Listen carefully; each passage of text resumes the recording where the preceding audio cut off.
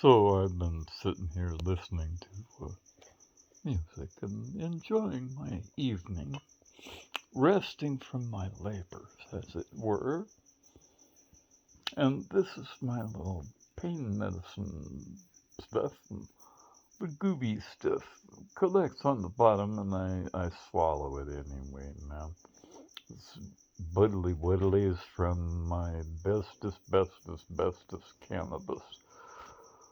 From the one of the bestest growers in the whole wide world, man. He's been doing it for a long time, and he is a wizard in his own right. Starfire family. Giving it away, man. He's been giving it away for a long time. Information too. Blessings on him forever and ever and ever, because it set me free. I had this ball and chain wrapped firmly around my heart and my gut. And despite much advertising to the fucking contrary, there was not one day when I enjoyed it. There was nothing that I ever wanted. Not once. Not even fucking once. And you know what? When it did actually feel good, what I did was I made a joke to my wife. It was when I first hurt myself. And I said, uh-oh, it's a false sense of euphoria. And you know, if you start having fun, you better stop. Because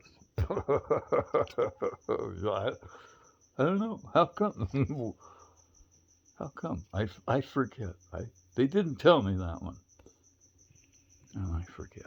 I smoke this stuff and, short-term memory loss. And I forget that kind of shit. And stuff like that. Because, you know what? See this? You know why there's no known overdose? Because it's actually food. It's like kind of like trying to overdose on filet mignon. Pretty hard to do.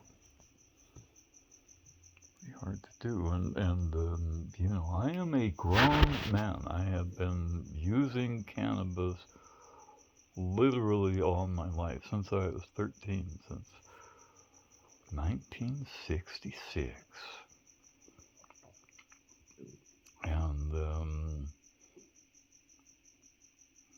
And a man named Fred Bragg, who shared my first joint with me.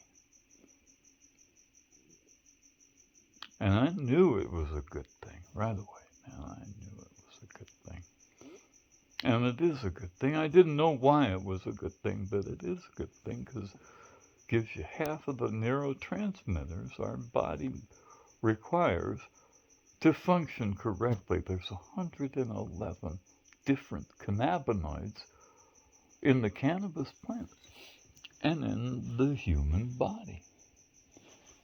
Well, you didn't know that's not just like one or two, right? It's like 111. That's a real strange and kind of big number. And yet every one of them is medically active inside our body. Okay? There's two for each system in our body. There's a positive and a negative, a cation and an anion. And we have two endogenous cannabinoids that a man named Meshulam in Israel figured out back in 1964. These are also, he found the what they called the active ingredient. And they tell everybody it's tetrahydrocannabinol. Well, you know what? It's not true. I mean, they're all active. They're all active because that's what our body uses to bridge the gap between nerve cells. Boom. How do they do that, right? Cannabinoids send, opioids catch. Cannabinoids send, opioids catch. All the way up the brain, boom, boom, boom, boom, and all the way back down with the same cells, but because they're staggered, right? Opioid, cannabinoid, opioid. Well, it goes the other way around on the way back down, and so they use the same cells. Boom, boom, boom. And that way, when I touch my finger here to my guitar string, it's up here telling my brain what I can feel at the same time that I'm feeling it down here, because this here is directly connected to my brain through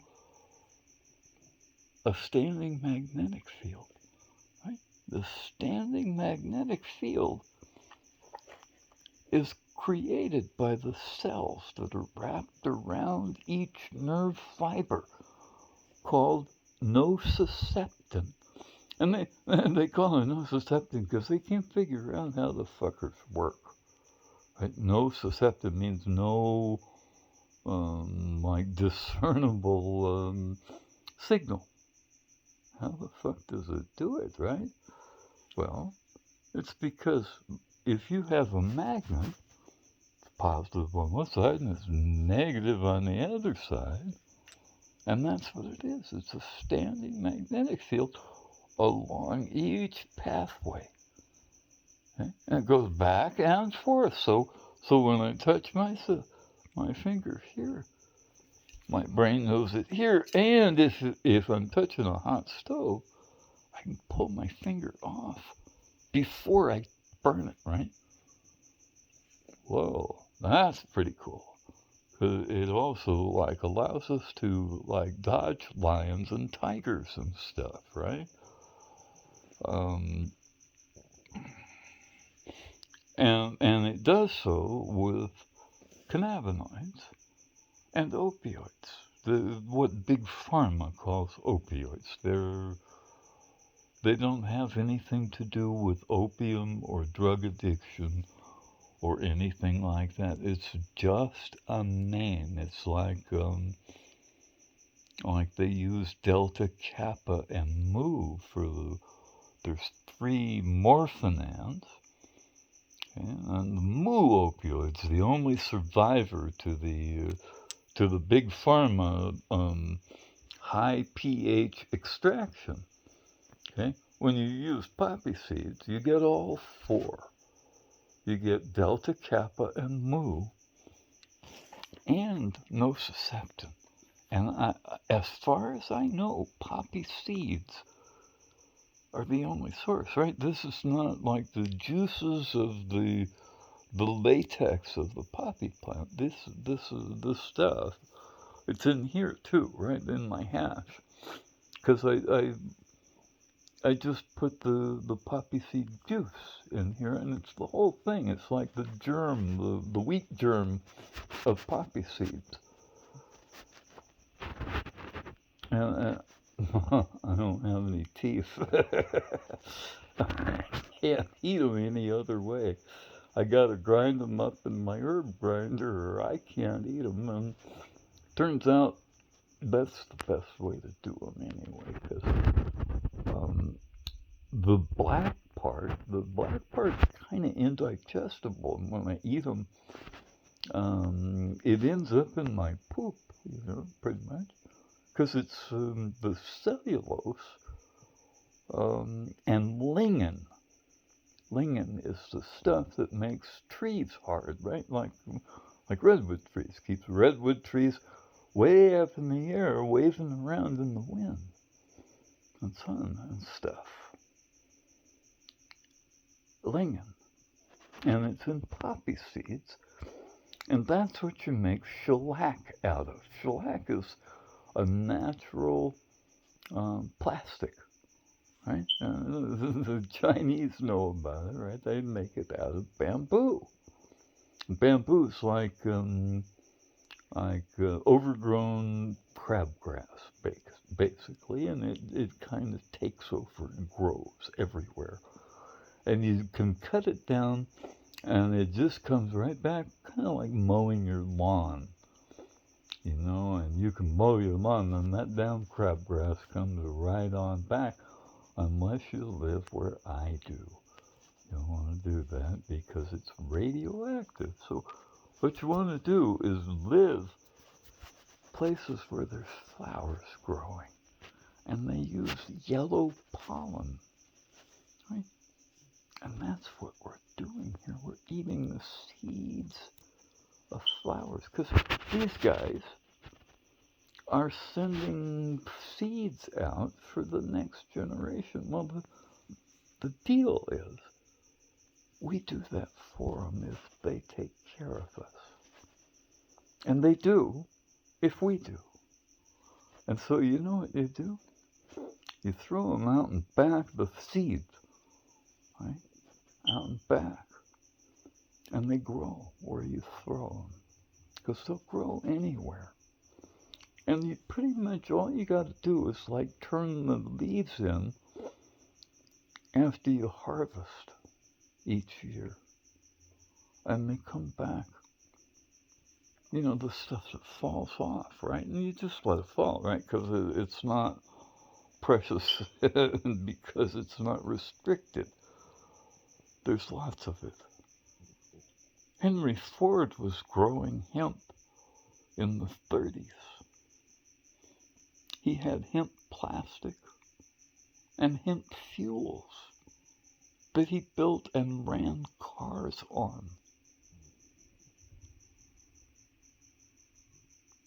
They stole his company from him and made hemp illegal. It wasn't ever about this stuff here. They don't care about us smoking this stuff. What they care about is the 10,000 other things you do with cannabis, because it has fibers and oils and cellulose. And cellulose is the other factor in that glue, right? That shellac and cellulose. And you know where you get cellulose? It's real high tech, baby. It's called Elmer's glue. And we do love Elmer's glue right here in the Mountain Smith workshop and laboratory, because it's like latex, basically, from rubber. It's organic. It washes off with water. Every kid in the world knows it's non-toxic, man. And it's, kind of fun to play with, too. And you can mix it with AUPT dust, PD dust, and it turns into a rock, basically, like concrete, except it doesn't weigh anything.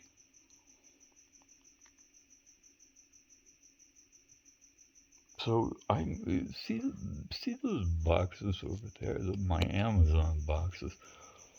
What I was going to do is maybe build a stairway to heaven with those, because not only does silk and shellac make really good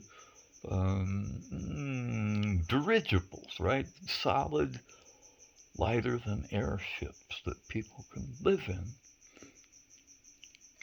This stuff right here, just one layer of it with my AUPD plastic and a layer of shellac, right? The shellac makes it waterproof. Otherwise, you just spray it down with water and wash it away. But if you put shellac on it, it becomes pretty much a permanent feature, and we're gonna fly away, brothers and sisters. We're gonna fly away. They don't need us here now. We're too busy making music and having fun. And you know what? It's okay. We got a place in the sun too, somewhere. You bet.